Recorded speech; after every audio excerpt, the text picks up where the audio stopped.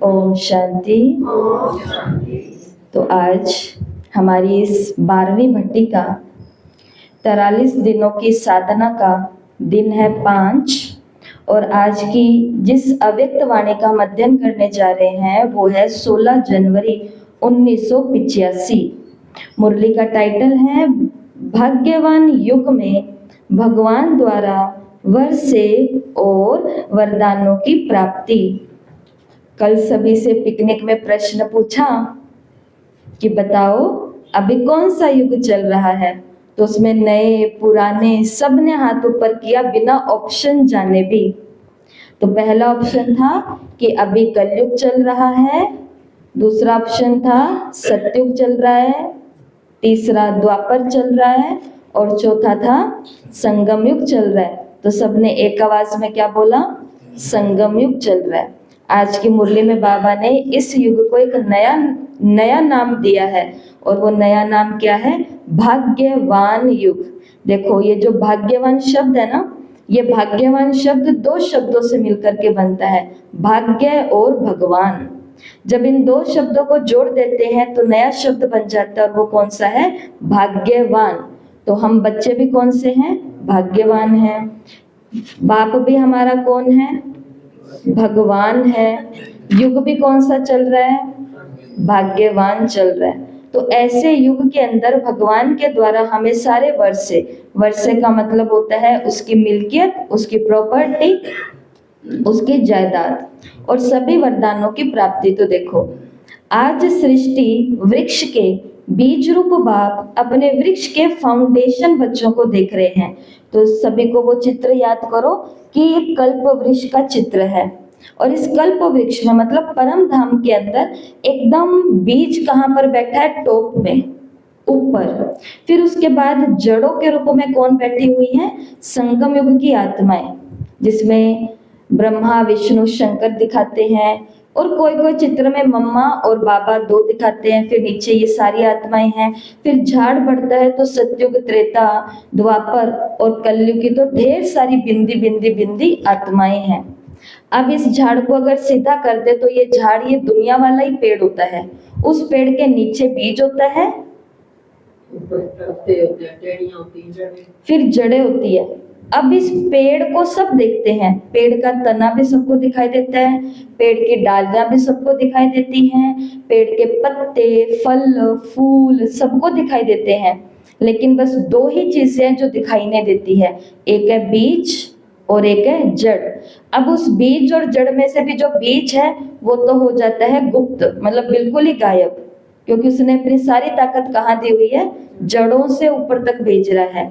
फिर भी जो नीचे रहती है, जब बड़े बड़े झाड़ गिरते हैं या उनको गिराया जाता है तो अंदर जो ये जड़ें होती है ये कैसी हैं?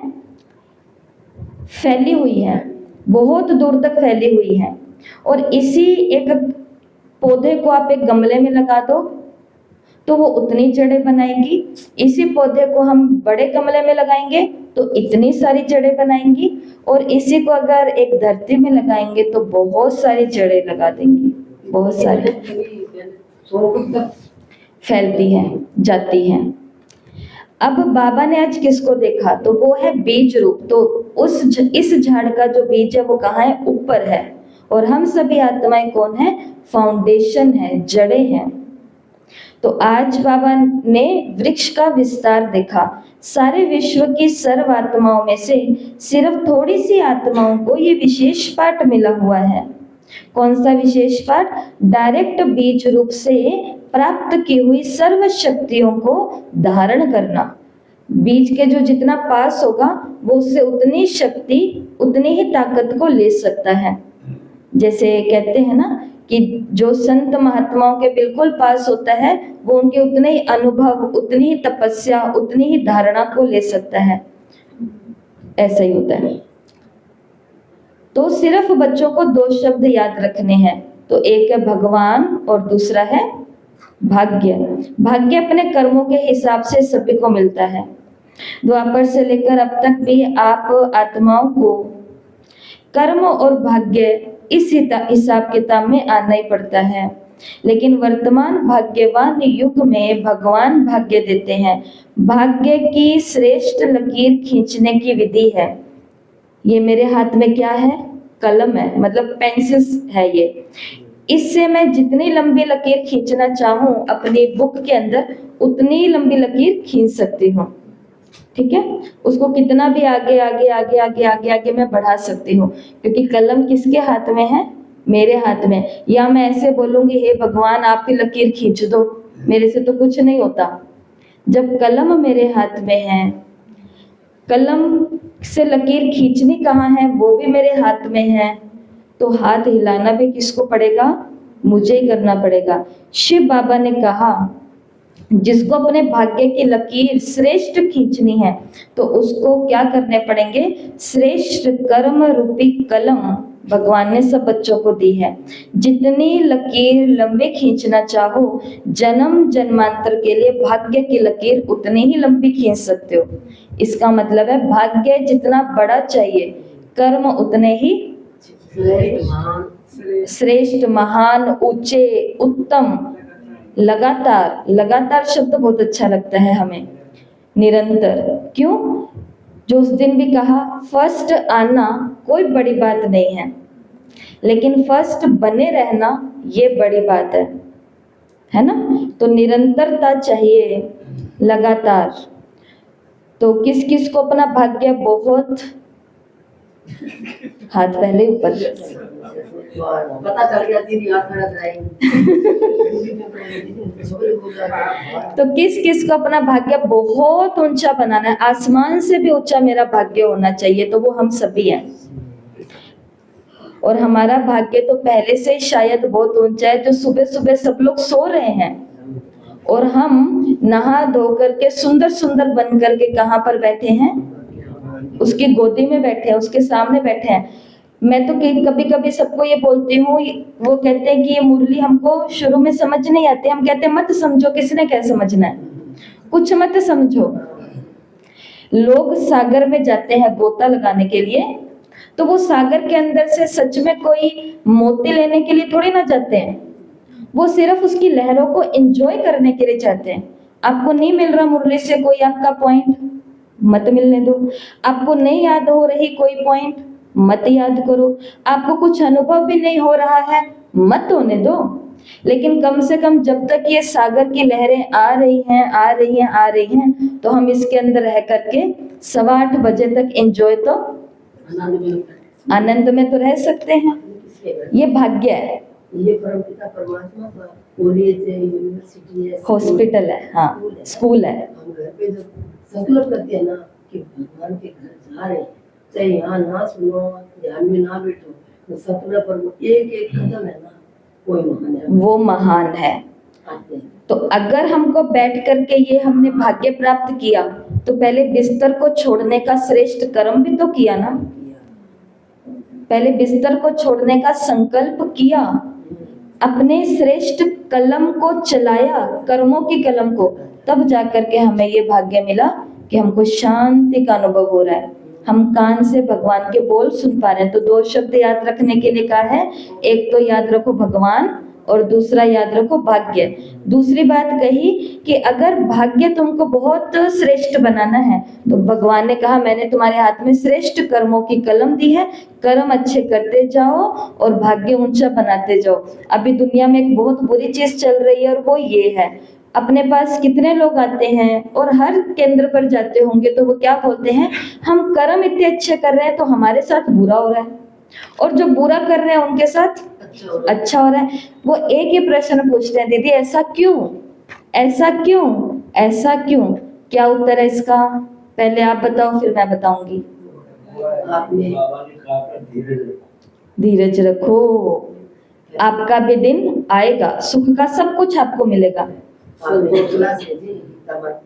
गीता दीदी वाली सारी वो ही किताब है।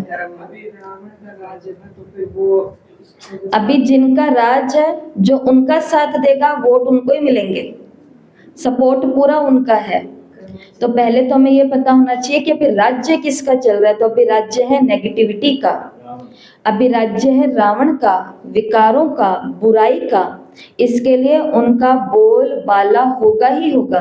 तभी तो कहावत आती है भक्ति मार्ग के अंदर कि पाप का घड़ा फूटता है, लेकिन लोग इस बात को पूरा नहीं याद रखते। पूरी लाइन क्या है? पाप का घड़ा भरता है, भर करके फिर फूटता है। तो पहले भरेगा तो सही ना। खुद भर जाता है। और ये अच्छे जो काम कर रहे हैं हम लोग, उनके साथ बुरा क्यों हो जाता है? वो कहते हैं हमारे साथ दीदी भगवान कुछ भी अच्छा नहीं कर रहा, उनके साथ क्यों? क्योंकि अच्छे तो आज बने हैं ना। पीछे वाले पीछे 63 जन्मों में क्या करके आए हैं? दिख रहा है हमको? कुछ नहीं दिख रहा। एक आत्मा ने हमें बताया कि मैंने अपने 7 जन्म पीछे के देखे, योग में मैंने अपने 7 जन्म पीछे के देखे, और वो आत्मा कहती मैं इतना बुरा पाठ बजा करके आई हूँ, मैं आत्मा इतना बुरा पाठ बजा करके आई हूँ, इतना बुरा पाठ बजा करके आई हूँ कि उसका प्रभाव आज तक मेरे ऊपर है। नहीं तो मैं एक इस दुनिया का बहुत आध्यात्मिक इंसान हूँ, ऐसा वो आत्मा बोल करके गई है। लेकिन अब बताओ, पिछले 7 जन्मों का ही सिर्फ देखा, इतना पापी रह करके आई हूँ मैं आत्मा। यहाँ भगवान 63 जन्मों की बात कर रहे हैं, तो आज अच्छे बने ना हम। इसके लिए अच्छों के साथ बुरा हो रहा है, बुरों के साथ अच्छा हो रहा है। जिन बुरों के साथ अच्छा हो रहा है वो पीछे बहुत अच्छे रह करके आए हैं। चलो दीदी, कौन सा पूरे भाग गए हैं अभी भी। तो लेकिन भले ही हमको गीता हमको कहती है तू फल की चिंता मत कर, तू बस क्या कर अर्जुन, कर्म कर, कर्म कर, क्योंकि हमको कुछ तो करना ही पड़ेगा। तो उसके बजाय अच्छा है अफसोस नहीं करना। अपन को श्रेष्ठ कर्मों रूपी क्या मिली है? कलम।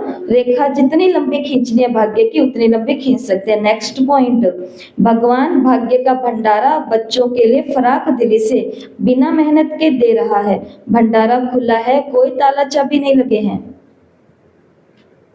मैंने कल एक आत्मा को बोला आप इधर आओ, रेड लाइट जलाओ, पंखा जलाओ, दीदी दीदी दीदी करके आवाज नहीं लगाओ, बैठ जाओ चुपचाप। बैठ करके पहले वो काम तो कर लें जिसके लिए आए हैं, वो तो मिलेगी हमको, वो हमको सुनेगी भी, अच्छी अच्छी बात बताएगी भी, सब कुछ होएगा।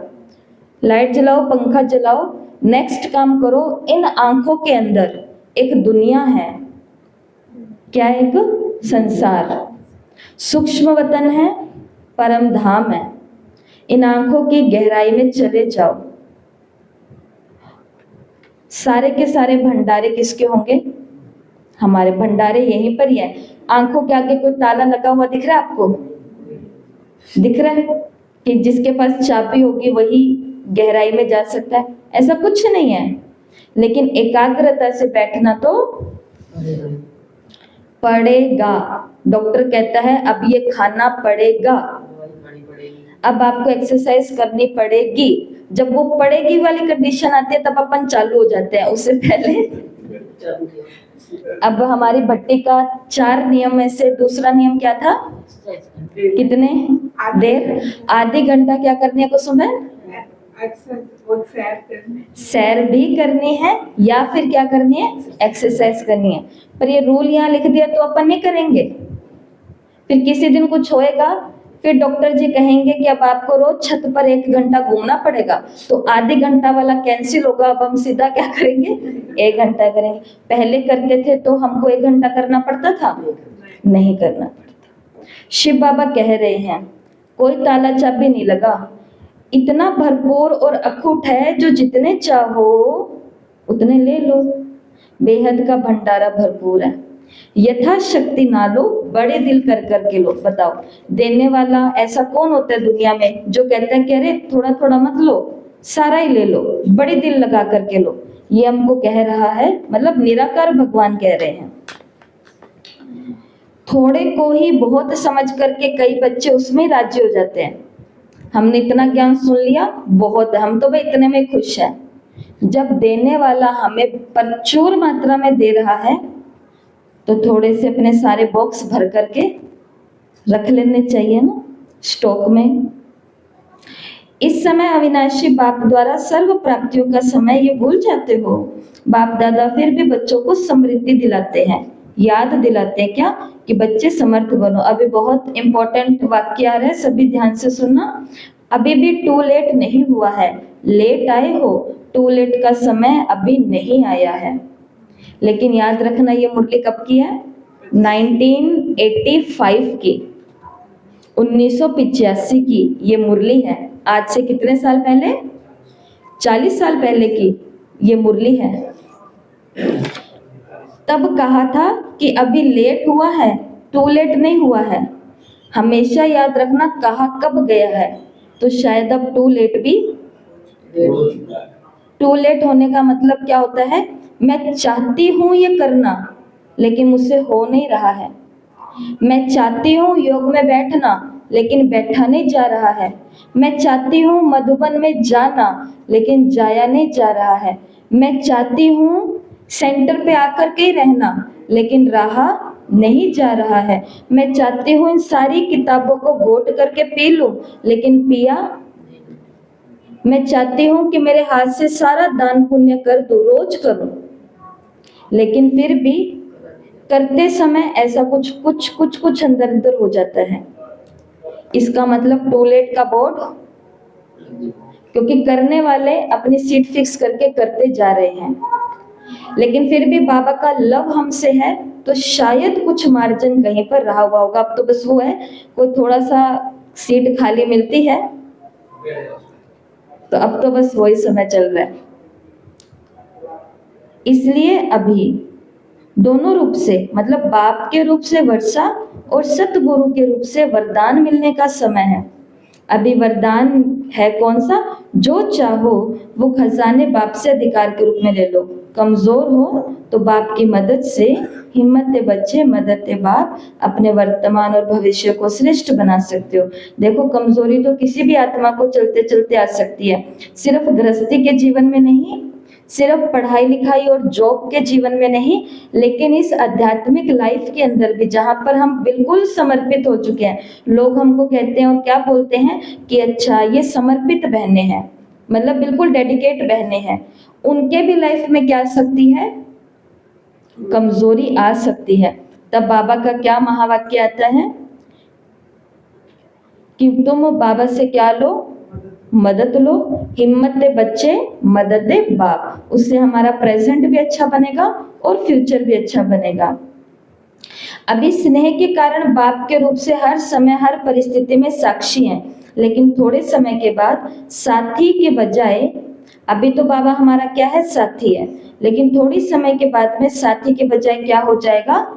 साक्षी हो जाएगा। अभी तो वो सपोर्ट देने के लिए तैयार है। दिल से कहो मेरे बाबा आओ मदद करो, बाबा बंधा हुआ है आने के लिए। तो अभी तो सिर्फ मेरा बाबा कहा और मदद मिली, लेकिन जब टाइम पूरा हो जाएगा फिर भगवान क्या हो जाएगा? साक्षी हो जाएगा। अभी साथी है। तो मुरली की एक पॉइंट याद रखना, भगवान और भाग्य। दूसरी पॉइंट याद रखना, अभी भाग्यवान युग चल रहा है। तीसरी पॉइंट याद रखना कि अभी पिता के रूप में हमको वर्षा भी मिल रहा है और गुरु के रूप में हमें वरदान भी मिल रहा है। चौथी बात याद रखना कि भंडारे सारे खुले हुए हैं, कोई ताला चाबी नहीं लगा हुआ है। फराक दिल बन करके जितने खजाने लेने चाहो ले लो। और अभी तक की पांचवी पॉइंट है, तुम्हारा भाग्य जितना श्रेष्ठ बनाना है, उसके लिए मैंने श्रेष्ठ कर्म की कलम तुम्हारे हाथ में दी है। श्रेष्ठ कर्म करते जाओ और अपना भाग्य ऊंचा बनाते जाओ। और अभी अभी एक पॉइंट सुन करके निकले हैं कि अभी तो बाबा हमारा साथी है, फिर क्या बन जाएगा? साक्षी। जैसे पंजाब के अंदर बताया ना कि एक माता थी जो ज्ञान में चलती थी, साकार बाबा के समय की, याद आ गई होगी कहानी आपको, शराब वाली। तो एक माता थी जो ज्ञान में चलती थी, बुजुर्ग माता। तो जब बाबा पंजाब के अंदर गए तो उस माता ने भी बाबा को अपने घर बुलाया। ऐसे ही होता है ना, कहीं पर कोई जाते हैं तो फिर वो कहते हैं एक दिन हमारे घर मुरली क्लास कराने के लिए आना, एक दिन बाबा हमारे घर आना। तो बाबा को वहां पर रुकाया गया। तो जो उसका युगल था, मतलब पति था, सरदार भाई जी, तो वो तो ज्ञान को नहीं समझते थे, वो ज्ञान में नहीं जाते थे, लेकिन पत्नी के सहयोगी थे, तुम जा सकती हो जो भी है, दान पुण्य, पढ़ाई लिखाई आदि आदि। तो बाबा, अब क्योंकि उनके घर ही ब्रह्मा बाबा बैठे थे, तो रात के समय वो बच्चा बाबा के पास आया, वो भाई, और आकर के बाबा उसको कुछ पॉइंट्स ज्ञान के बताने लगे। तो वो आत्मा बाबा को कहते कि बाबा मैं भी ये सब कुछ कर लूं, लेकिन मुझे अभी थोड़ा सा 2 चम्मच शराब पीनी है। सुनिए तो वो उठ करके गया, लेकिन उससे पहले बाबा ने उस बच्चे को क्या कह दिया कि बच्चे, ये 2 चम्मच तुम्हें वैकुंठ के मालिक बनने से वंचित कर देगी। लेकिन उन्होंने ये बात को नहीं मानी ना। फिर उस आत्मा ने शरीर छोड़ा कुछ सालों के बाद में। तो माता ने भोग लगवाया माउंट आबू में, और भोग लगाने के लिए वो स्पेशल माउंट आबू गई। हिस्ट्री हॉल के अंदर बाबा बैठे हैं, संदेशी बैठी है, जो संदेशी वतन में जाकर के अब उस आत्मा के लिए भोग लगाएगी, और वो आत्मा आती है। तो जैसे ही वो बच्चा आया उस दादी के तन में, तो वो भयंकर रोने लगे, जिसको बोलते हैं जार जार रोना। दादी नहीं रो रही थी, संदेशी नहीं रो रही थी, वो आत्मा रो रही थी। बाबा ने अपना हैंकी निकाला और उस बच्चे के आंसू पोंछे, और क्या कहा, देखो ये प्यार का रूप है कि उसने अपने हैंकी से उसके आंसू पोंछे, मतलब साथी का रूप है। लेकिन साक्षी का क्या रूप हो गया, आंसू पोंछते पोंछते बाबा ने कहा कि बच्चे, मैंने कहा था ना कि ये 2 चम्मच तुम्हें वैकुंठ का मालिक बनने से वंचित रख देंगे। जब जब ये कहानी सुनते सुनाते हमारे रोमांच खड़े हो जाते हैं, रोंगटे खड़े हो जाते हैं। भगवान प्यार का सागर है, लेकिन जब बात कर्मों की आती है ना, उस समय वो कहता है मैंने कहा था ना। जैसे टीचर कहती है ना, मम्मी पापा कहते हैं ना, गुरुजी कहते हैं ना कि हमने कहा था ना पहले ये काम कर लो, अब देखो अब तुमको ये करना पड़ रहा है। इसके लिए अभी तो वो साथी है। बाबा को दिन में 5 बार अपने घर बुलाओ, और बस क्या बोलना, बाबा आओ, इस घर के अंदर शांति और सब आत्माओं को अपना बना लो। वो आएगा, अपना काम करेगा और चला जाएगा, लेकिन बुलाना तो। और उसके अंदर भी हम इतने भोले बच्चे भगवान की किस्मत में आए हैं कि हम कहते हैं बाबा मैं तो आपको बुलाना ही भूल जाती हूँ। समझा? एक शब्द आया मुरली में, बहुत काल की प्राप्ति का यही बोल याद रखो। अगर प्राप्तियां बहुत लंबे टाइम की चाहिए तो उसके लिए कौन सा बोल याद रखना पड़ेगा, अभी नहीं तो कभी नहीं। तो इसलिए बाबा ने कहा 2 शब्द याद रखो, एक भगवान और दूसरा भाग्य। बाप दादा आपस में भी रूरिहान करते हैं कि ऐसी पुरानी आदत से मजबूर क्यों हो जाते हो। बाप मजबूत बनाने के लिए आए हैं और बच्चे क्या हो जाते हैं, मजबूर हो जाते हैं। हिम्मत की टांगे भी देते हैं, पंख भी देते हैं, साथ साथ उड़ाते, फिर भी नीचे ऊपर क्यों होते हो। मौजों के युग में भी क्यों मौजते रहते हो। इसको कहते हैं पुरानी आदत से मजबूर। अच्छा बनना चाहती हूँ लेकिन फिर से व्यर्थ में चली जाती हूँ। तो बाबा ने कहा मजबूर हो या मजबूत हो, बताओ कौन है। मजबूर आत्मा हूँ या मजबूत आत्मा हूँ। तो नाम मैं मजबूर आत्मा नहीं हूँ। मेरे जीवन में कोई मजबूरी नहीं है। मजबूरी शब्द पता है ना कहाँ कहाँ यूज करते हैं। दीदी मैं चल तो लूं लेकिन आप मेरी मजबूरी नहीं समझोगे। क्यों, दीदी इंसान नहीं है या दीदी को पता ही नहीं है कि कोई मजबूरी नाम की शब्द भी इस दुनिया में होता है। बहुत मजबूरियां उन्होंने आज ये जीवन धारण किया। इन 50,000 ब्रह्मा कुमारियों ने इनको भी रोका टोका, कहा गया होगा कि अरे दुनिया बहुत बुरी, अकेले अकेले कैसे चलोगी, माँ बाप हमेशा नहीं रहेंगे, जिन बड़ों के पीछे हो ये भी हमेशा नहीं रहेंगे। वो तुम्हें दिख रहा है क्या जिसके पीछे तुम ये बन रही हो, कुछ नहीं होता, अपना उस दुनिया में जाओ, ये करो। ये चाहती तो बोल सकती थी ना कि बाबा मैं नहीं बनती ब्रह्मा कुमारी, मेरी मजबूरी है, मेरे पापा नहीं बनने देते। वो क्या हो गई, मजबूत हो गई। वो इतनी मजबूत हो गई कि पापा क्या नहीं बनने देते, पापा को भी किसका बनाऊंगी, बाबा का बनाऊंगी। पर मैं तो भाग्यशाली हूँ, वो हमारे वाले तो पहले बने हुए थे लेकिन हमने ऐसी कन्याओं को देखा है अपनी ट्रेनिंग के अंदर जिन्होंने पिटाई खा खा करके आई थी। पता है आपको, पिटाई वो निशान थे उनके ऊपर, लेकिन मजबूर आत्मा नहीं, मजबूत। तो मैं ये क्यों कह रही हूँ बात, क्योंकि कई लोग क्या बहनें कहीं पर चलने आने जाने, पढ़ने लिखने, योग आदि आदि की बातें बोलती हैं, तो हम क्या बोलते हैं, अरे आप हमारी मजबूरी नहीं समझोगे। तो मजबूरी नाम होना ही नहीं चाहिए, क्योंकि मैं कौन सी आत्मा हूँ, बोलो जरा जोर से, मैं मजबूत आत्मा हूँ, मैं मजबूत आत्मा हूँ, मैं मजबूत आत्मा हूँ। मतलब मेरे पास टांगे हैं, उड़ने के लिए पंख भी हैं, और साथी भी मेरे को बहुत जबरदस्त मिला है। तो कोई ताकत नहीं है जो मेरे को रोक सके, मतलब मेरे को अशांत कर सके, पीछे कर सके। बाबा ने कहा कि कौन सा गीत गाते हो, जानते हो क्या, क्यों, कैसे। बाबा ने कहा ये के का गीत गाते हो, और एक और गीत भी गाते हैं, कौन सा, गे का। कर लेंगे, देख लेंगे, सोच लेंगे, कोई बात नहीं, चल लेंगे, आ जाएंगे। बाबा ने कहा ये गीत को चेंज करो। अच्छा नहीं लगता बाबा को, पर अपने को तो अच्छा लगता है।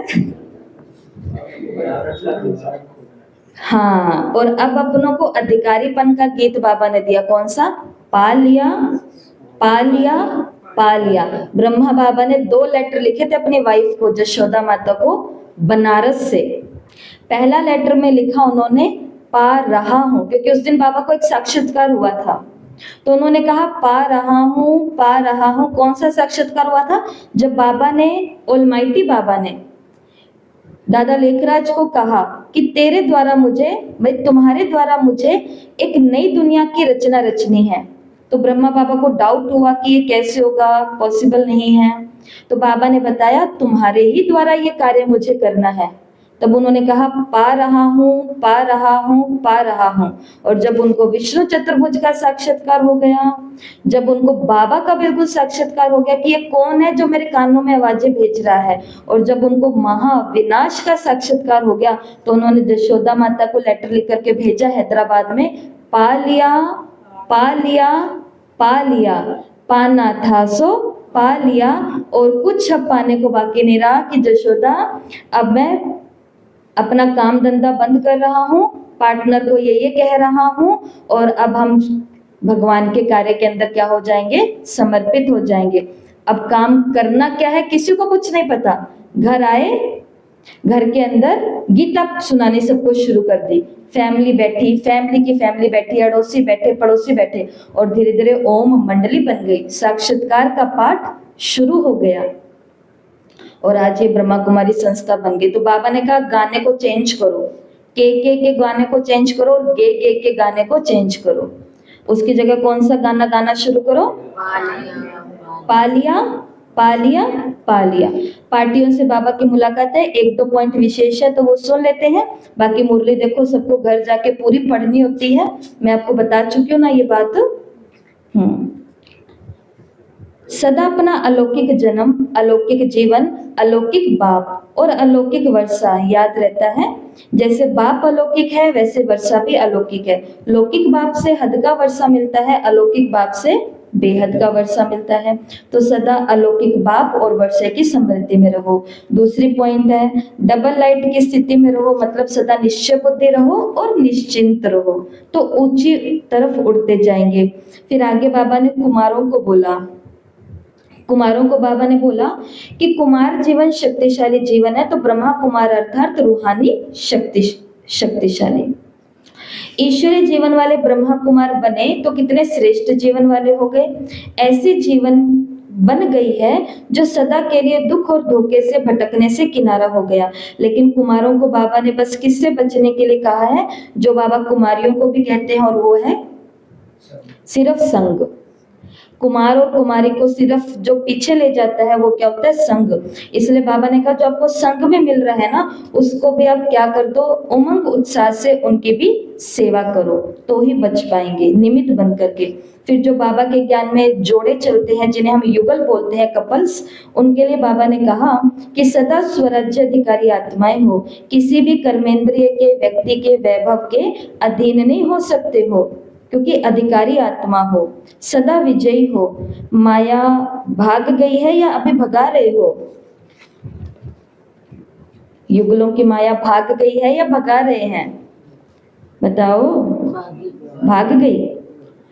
फिर मॉरिशस की पार्टी बाबा के आगे बैठी और बाबा ने उनको बोला कि आपका कितना बड़ा भाग्य, इतना बड़ा भाग्य किसी का नहीं हो सकता, क्योंकि भाग्य विधाता बाप आपका है। और यहाँ पर बाबा ने मॉरिशस के ग्रुप को एक शब्द दिया है, टाइटल दिया है, लकी सितारे।